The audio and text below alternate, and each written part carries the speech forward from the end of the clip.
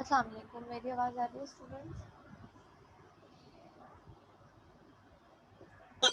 जी ma'am आ रही है। जी ma'am आ रही है। ठीक है, सही है। अच्छा जी, पहली बात तो ये कि उमैर आपने मुझे मैसेज किया था फर्स्ट कुछ रीटेक करने का। तो फर्स्ट फिर मी सईद आपने तो अटेम्प्ट किया, बाद आपने फर्स्ट क्विज अटेम्प्ट किया था? नो मैम, मैंने नहीं किया था मैम, असल में मैं रास्ते में था। ठीक है, सही है। तो इस थर्सडे को जो है वो मैं आपका क्विज नंबर 2 लूँगी, ठीक है। और क्विज नंबर 1 जिनका रह गया है तो वो भी मैं थर्सडे को आपकी क्लास के टाइमिंग से पहले, आप थर्सडे को इस लेक्चर से पहले आपकी कोई क्लास होती है आप दोनों की, उमैर और इबाद? नो मैम, थर्सडे को तो मतलब कोई क्लास नहीं होगी। क्योंकि मैं आपका 1 बजे थर्सडे को क्विज नंबर 1 लूँगी, ठीक है। ठीक है ma'am. Okay Umair?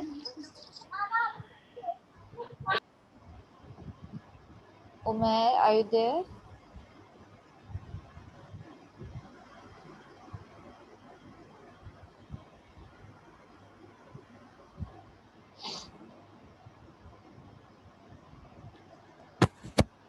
Okay, so Umair is not here may be.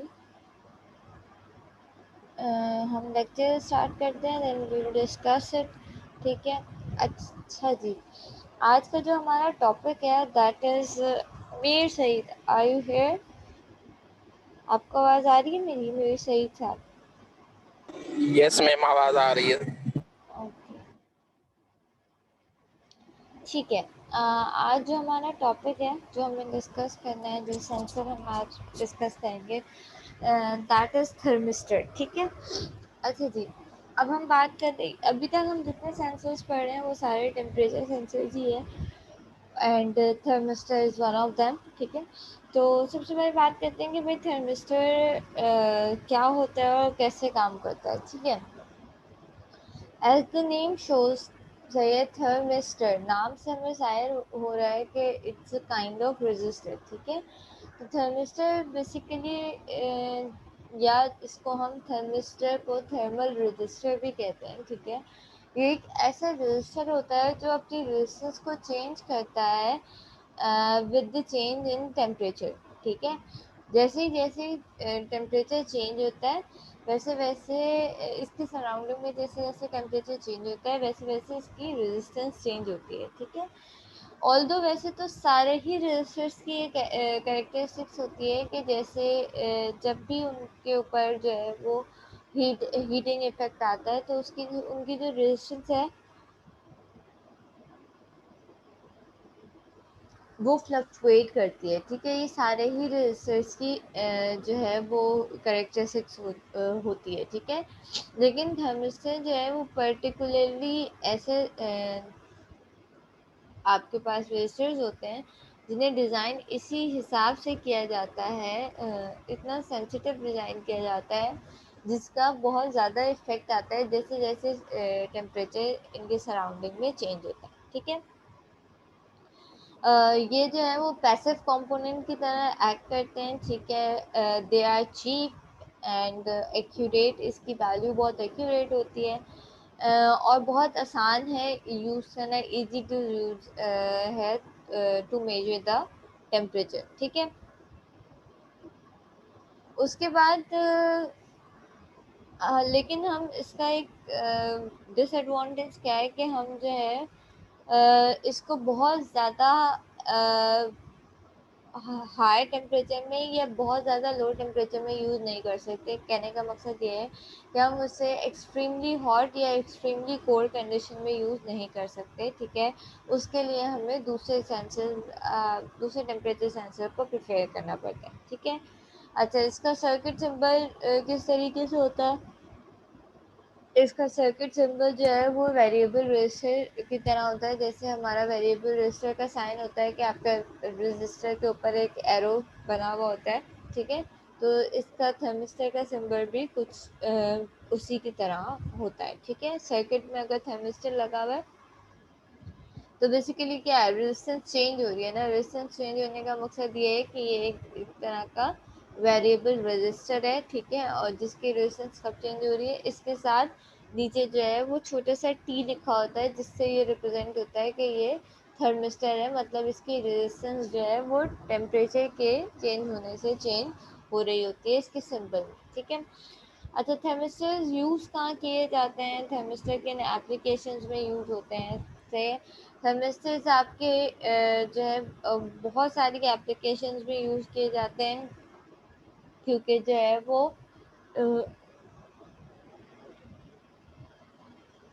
इनको यूज़ करना जो है बहुत आसान है, ठीक है, और मोस्टली ये लिक्विड्स और एयर या इन्वायरमेंटल टेम्परेचर मेजर करने के लिए काम आते हैं, ठीक है।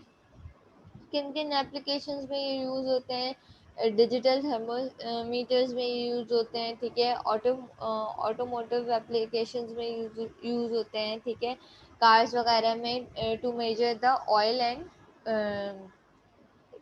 to measure the temperature of oil and coolant in the cars and trucks वगैरह वगैरह, ठीक है। हाउस होल्ड अप्लायंसेस में यूज़ होते हैं, जैसे आपका माइक्रोवेव, फ्रिज, ओवन्स वगैरह में, ठीक है। सर्किट प्रोटेक्शन के लिए यूज़ होते हैं, सही है। अभी आप आगे पढ़ोगे कि ये सर्किट प्रोटेक्शन भी किस तरीके से काम आते हैं, ठीक है। सर्किट प्रोटेक्शन के लिए यूज़ होते हैं।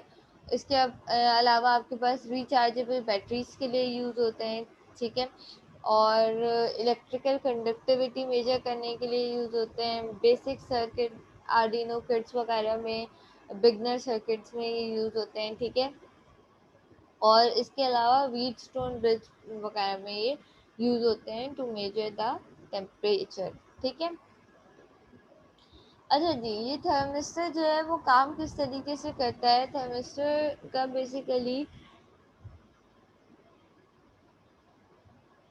जो रिलेशनशिप होता है, थर्मिस्टर क्या कर रहा है, बेसिकली टेम्परेचर चेंज करने पे रेजिस्टेंस चेंज कर रहा है, तो इसका जो रिलेशनशिप होता है, ठीक है, टेम्परेचर और रेजिस्टेंस का, वो नॉन लीनियर होता है, ठीक है, लीनियर नहीं होता, नॉन लीनियर होता है। मतलब कुछ जैसे हमारे पास एक्सपोनेंशियल, राइजिंग एक्सपोनेंशियल और फॉलिंग एक्सपोनेंशियल के ग्राफ्स होते हैं, कुछ इस तरीके से इसका जो है वो रिलेशनशिप होता है। जब मैं एक चीज़ देखूं, गिव मी अ मिनट, मैं एक चीज़ देखूं कि मैं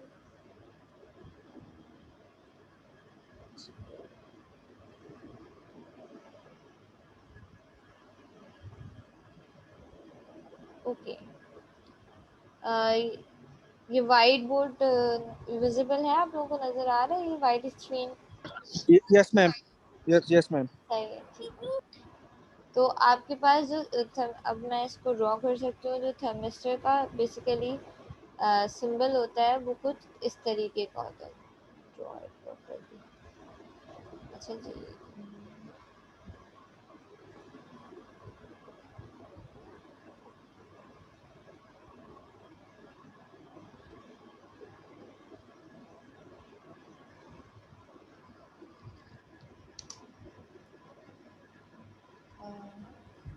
मैं माउस के यूज़ कर रही हूँ, इसलिए मेरे पास चलो कुछ रजिस्टर का सिंबल बनाना चाह रही थी मैं।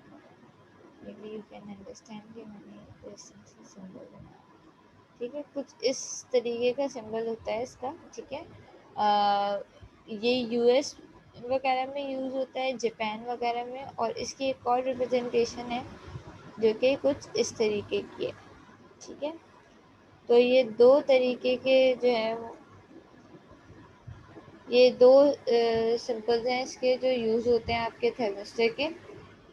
एक आपका ये जो जापान में यूज़ होता है, ये सर्कल वाला, सर्कुलर वाला, और ये जो है वो यूएस वगैरह में यूज़ होता है, ठीक है। अच्छा जी, उसके बाद मैं इसका बता रही थी कि इसका बिहेवियर कैसा होता है, ठीक है। हमने कहा भाई इसका बिहेवियर कुछ नॉन लीनियर सा होता है, कि अगर मैं इसका ग्राफ बनाऊं तो वो किस तरीके से बनेगा। इसका ग्राफ कुछ अ, इसका ग्राफ कुछ इस तरीके से बनेगा, ठीक है।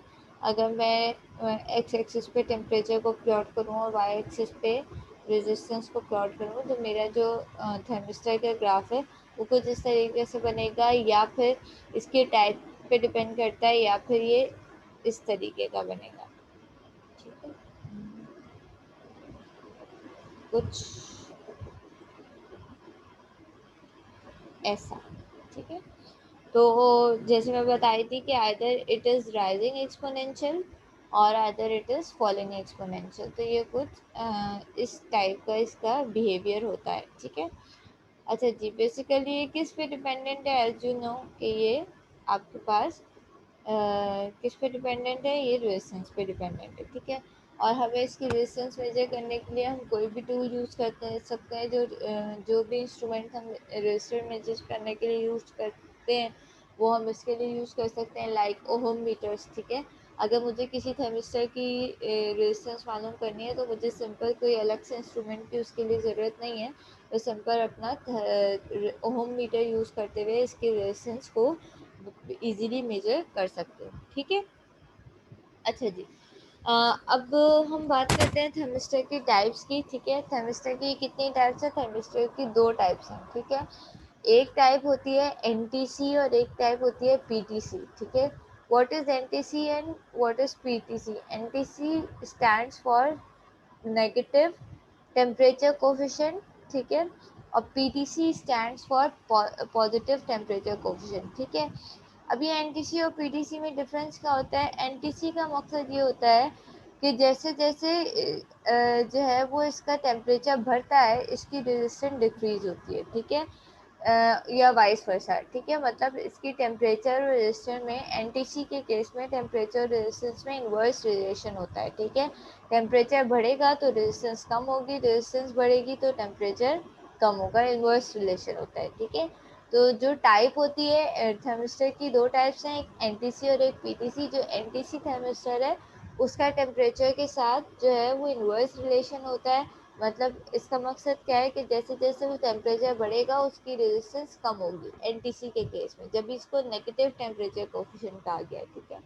और पीटीसी के केस में क्या होगी? पीटीसी के केस में जैसे जैसे टेम्परेचर बढ़ेगा वैसे वैसे इसकी रेजिस्टेंस भी बढ़ेगी। ठीक है, बट जो एनटीसी वाले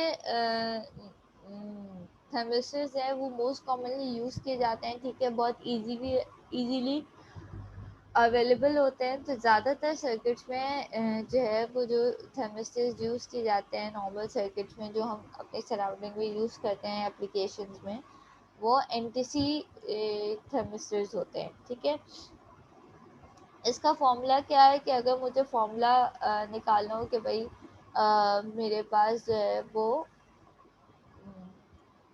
फॉर्मूले के थ्रू मैं रेजिस्टेंस कैलकुलेट करना चाहूँ तो मैं कैसे कर सकती हूँ? इसका फॉर्मूला होता है R T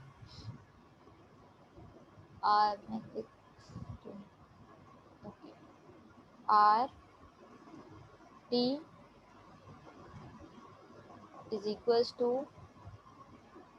are not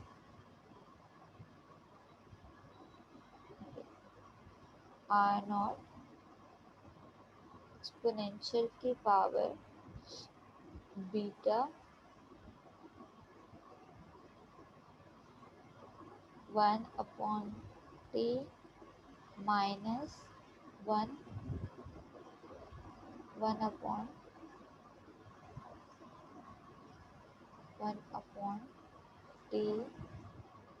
not. ठीक है, तो कुछ इस तरीके का इसका फॉर्मूला होता है, R T is equal to R not beta exponential की power beta 1/t minus 1/t not. R not क्या होता है? आर नॉट होती है रेजिस्टेंस एट 0 डिग्री सेंटीग्रेड। ठीक है, आर नॉट क्या होती है? Resistance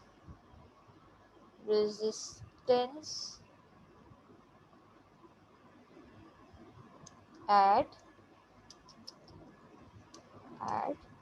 0 degree centigrade. ठीक है, और टी नॉट क्या होती है? टी नॉट क्या होती है? T not is the room temperature.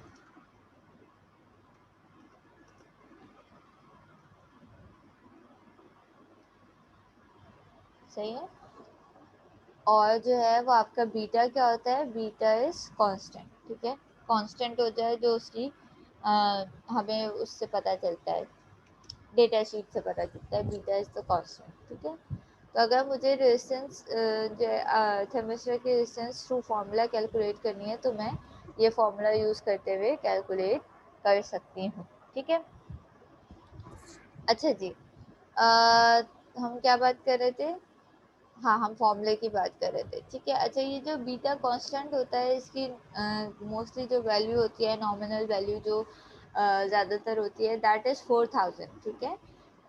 Beta की वैल्यू जो होती है वो 4000 होती है। और मतलब कहने का मकसद ये है कि इसकी हाई वैल्यू होती है, ठीक है। जितनी बीटा की वैल्यू हाई होगी इसका मतलब आपका जो थर्मिस्टर है वो उतना ज़्यादा सेंसिटिव है, ठीक है। तो बीटा की वैल्यू बेसिकली आपको इसकी सेंसिटिविटी बता रही होती है कि ये कितना, जितनी ज़्यादा आप इसको बीटा की वैल्यू हाई होगी उतनी ज़्यादा आपका थर्मिस्टर जो है वो सेंसिटिव होगा, मतलब वो आपका आउटपुट जो है वो एक्यूरेट आ रहा होगा, ठीक है। अच्छा जी, ये थी बात एनटीसी की। पीटीसी के केस में हमने क्या कहा कि भाई एनटीसी में क्या होता है कि आपके टेम्परेचर और रेजिस्टेंस का इन्वर्स रिलेशन होता है, और पीटीसी के केस में क्या होता है आपका टेम्परेचर और रेजिस्टेंस का डायरेक्ट रिलेशन होता है। इसका मतलब क्या है कि जैसे जैसे आपका टेम्परेचर बढ़ता है वैसे वैसे आपकी रेजिस्टेंस बढ़ती है, और जैसे जैसे टेम्परेचर कम होता है पीटीसी के केस में वैसे वैसे आपकी रेजिस्टेंस भी कम होती है, ठीक है। As compared to NTC PTC कम यूज़ किए जाते हैं, ठीक है, इतने कॉमन नहीं है। ये पीटीसी जो है वो इतने कॉमन नहीं है, ठीक है। अच्छा, इसकी वजह क्या है, इस पीटीसी थर्मिस्टर के पीटीसी टाइप को, पीटीसी थर्मिस्टर्स को सर्किट प्रोटेक्शन के लिए यूज़ किया जाता है, ठीक है, या आप कह लो फ्यूजेस के लिए यूज़ किया जाता है, सही है। इसकी वजह क्या है, इसकी वजह ये है कि जैसे जैसे हमने क्या कहा कि जैसे जैसे टेम्परेचर बढ़ता है वैसे वैसे जो है वो इसकी रेजिस्टेंस बढ़ती है, ठीक है। जैसे जैसे इसकी जो है वो रेजिस्टेंस बढ़ेगी,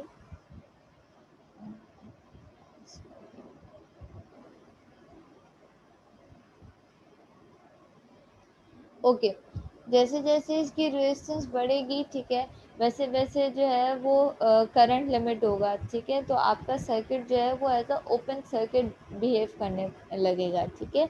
तो आपका अगर हाई रेजिस्टेंस होगी तो करंट उससे जो है वो लिमिट हो जाएगा, ठीक है, और जो है वो आपके पास सर्किट आपका जलने से बच जाएगा। तो इसलिए ये जो पीटीसी टाइप ऑफ थर्मिस्टर्स हैं, टेम्परेचर के बढ़ने की वजह से अगर जो है वो आपका थर्मिस्टर हीटअप होता है, सही है, हीटअप होने की वजह से ज़्यादा इसकी रेजिस्टेंस टेम्परेचर बढ़ेगा तो रेजिस्टेंस जो है वो बढ़ेगी, ठीक है।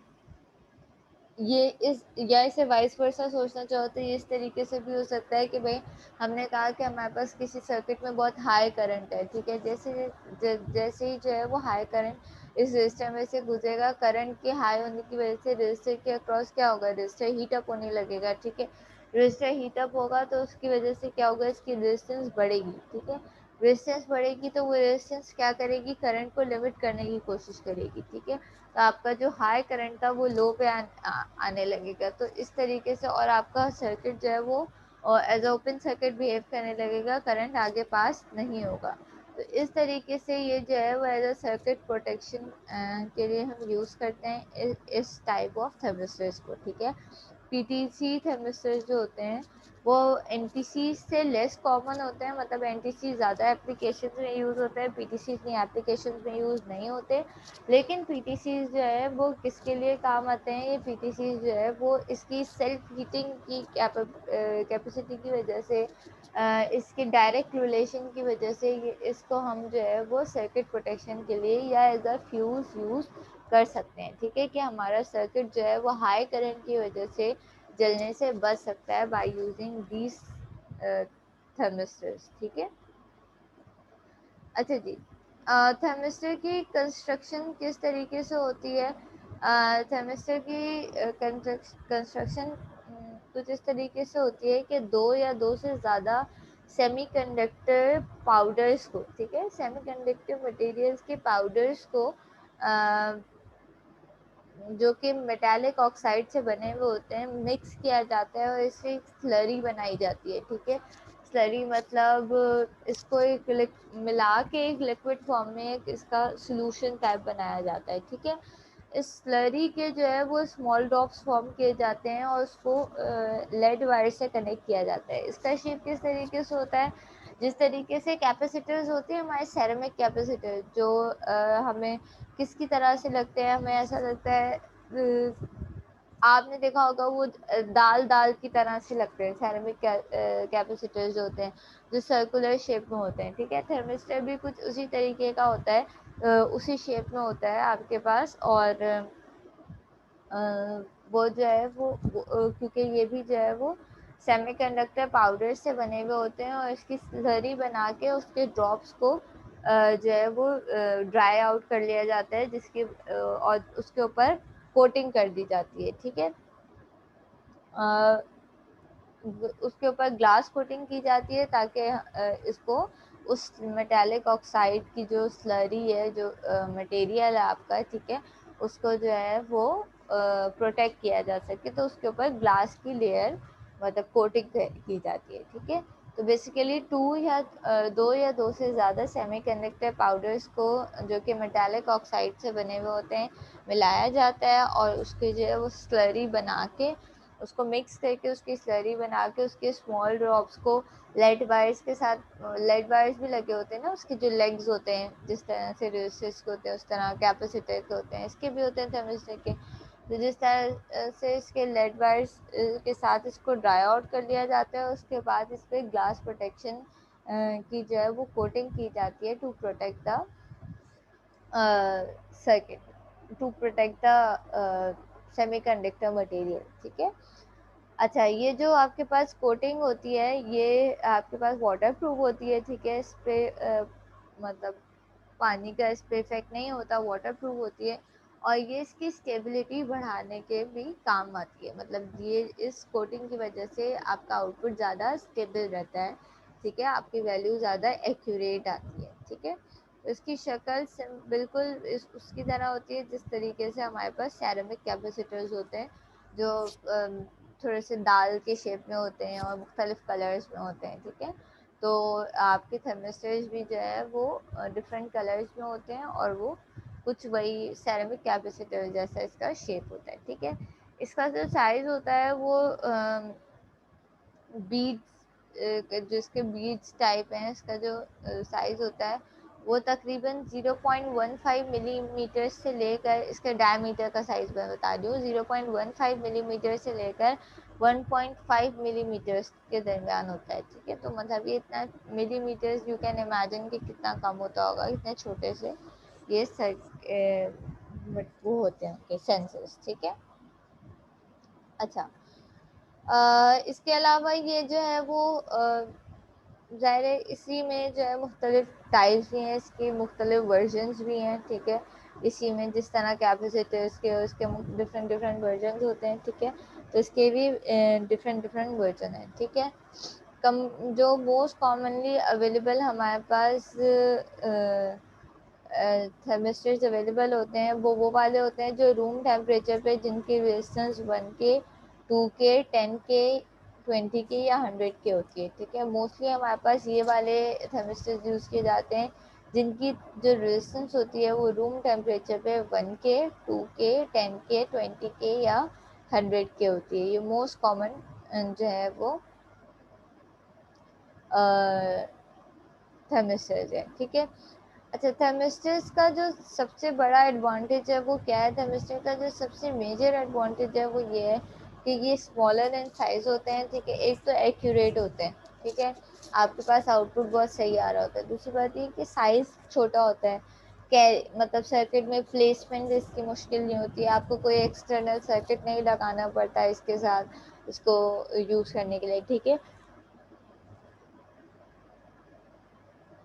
और थर्ड ये कि ये कॉस्ट भी इसकी बहुत कम होती है as compared to remaining temperature sensors, जैसे आपके पास RTDs हैं या आपके पास बाकी थर्मोकपल्स हैं, या LM35 है, उसके मुकाबले में थर्मिस्टर की कॉस्ट जो है वो बहुत कम होती है। तो इसलिए ये इसके एडवांटेज हैं, इसलिए थर्मिस्टर बहुत कॉमनली यूज़ किया जाता है, क्योंकि एक तो इसका साइज़ लो होता है, दूसरी बात इसकी कॉस्ट, साइज़ स्मॉल होता है और कॉस्ट लो होती है। ठीक है, अगर हम थर्मिस्टर को कंपेयर करें RTD से, ठीक है, तो विच इज़ मोर प्रेफरेबल। ठीक है, हमने देखा कि भाई RTDs में भी हमारे पास क्या होता था, टेम्परेचर चेंज होने से रेजिस्टेंस चेंज होती थी, और यहाँ भी हमारे पास क्या हो रहा है, टेम्परेचर चेंज होने से रेजिस्टेंस चेंज हो रही है। ठीक है, तो इन दोनों में डिफरेंस क्या है, अगर मैं इन दोनों को कंपेयर करूँ तो डिफरेंस क्या है। सबसे पहले तो इन दोनों में डिफरेंस ये है कि भाई आपके पास ये इनकी कंस्ट्रक्शन में डिफरेंस है। ठीक है,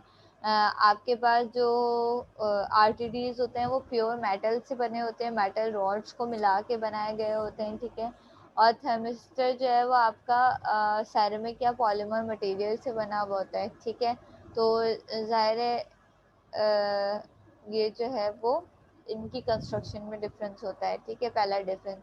दूसरा डिफरेंस क्या है कि आपके पास परफॉर्मेंस के लिहाज से थर्मिस्टर का आउटपुट ज़्यादा रिलायबल होता है, ज़्यादा एक्यूरेट होता है। ठीक है, और तीसरा बात ये है कि एज़ कम्पेयर टू RTDs, तीसरा डिफरेंस ये है एज़ कम्पेयर टू RTDs इसका रिस्पॉन्स टाइम कम होता है। मतलब आपके पास आउटपुट बहुत जल्दी आ जाता है, फास्टर आता है। ठीक है, आपको वेट नहीं करना पड़ता आउटपुट के लिए, इसका रिस्पॉन्स टाइम फास्टर होता है। ठीक है, और एज़ कम्पेयर टू RTDs ये चीप होते हैं, कॉस्ट कम होती है, और इसके ऑब्वियसली RTDs का साइज़ ज़्यादा होता है, बिगर इन साइज होते हैं, जबकि आपके पास जो थर्मिस्टर्स हैं उसका साइज़ आपने देखा कि मैक्सिमम साइज़ भी उसका 1.5 मिलीमीटर्स तक होता है। ठीक है, बस एक जो डिसएडवांटेज है जो कि उसका है, क्या कहते हैं, थर्मिस्टर का है, जो RTD का एडवांटेज है वो क्या है कि क्यों RTD सिर्फ एक लिहाज से जो है वो RTD थर्मिस्टर से बेहतर है, वो ये है कि RTD में हम wide range of temperature use कर सकते हैं और मेजर कर सकते हैं। कहने का मकसद ये है कि अभी मैंने शुरू में डिस्कस किया था कि थर्मिस्टर्स को हम एक्सट्रीमली हॉट या एक्सट्रीमली कोल्ड टेम्परेचर मेजर करने के लिए यूज़ नहीं कर सकते, जबकि RTDs की रेंज ज़्यादा होती है, उसको हम बहुत ज़्यादा हाई टेम्परेचर या बहुत ज़्यादा लो टेम्परेचर मेजर करने के लिए भी यूज़ कर सकते हैं। तो ये खाली एक एडवांटेज है RTD का कि उसको हम ज़्यादा, मतलब रेंज ज़्यादा है उसकी, हम बहुत हाई या बहुत लो टेम्परेचर भी मेजर कर सकते हैं। उसके अलावा हर लिहाज से जो है वो आपका थर्मिस्टर बेहतर है एज़ कम्पेयर टू RTD। ठीक है, तो that was the advantage and disadvantage. मैं हमेशा से रिकमेंड करती हूँ आप लोगों को कि जब मैं लेक्चर दिया करूँ तो वो साथ साथ नोट किया करो। मैं बातें बोल रही होती हूँ, ऑब्वियसली आपको वो इस तरह याद रखने में मसला होता है, याद नहीं रहती सारी बातें। किसी को यहाँ पे तक कोई बात समझ में नहीं आई है तो पूछ लो, बीच में किसी ने क्वेश्चन नहीं किया इसलिए मैंने पूछा नहीं। अगर यहाँ तक किसी को मसला है, कोई क्वेश्चन है तो पूछ लीजिए। Anyone? Mir Saeed?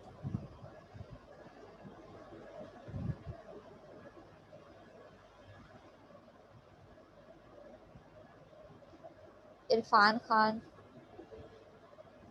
Yes ma'am. Clear है, समझ में आ गया, कोई इशू है? Yes ma'am. मैम वो मैं शुरू में नहीं आया था, थोड़ा लेट आया था, तो वो मैं बाद में रिकॉर्डिंग में देख लूंगा। Okay okay okay. इबाद?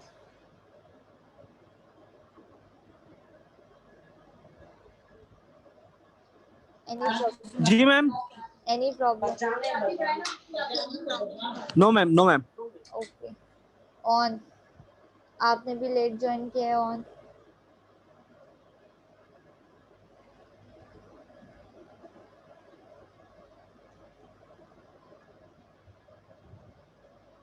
On, mark your attendance in the chat box.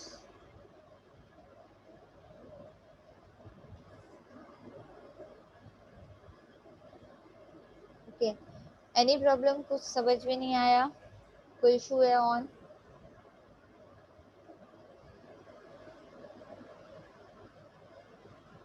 ठीक है, सही है।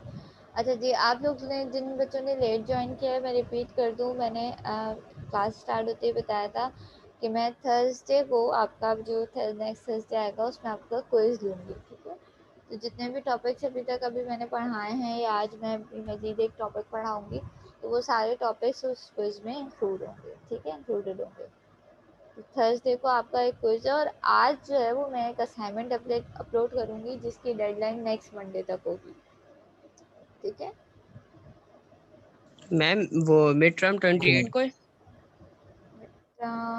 अभी तक मेरे पास तो स्केड्यूल नहीं आया, मैं ईमेल पे तो मेरे पास नहीं आया, लेकिन मैं कंफर्म करके आपको बता दूंगी कैसे, ठीक है।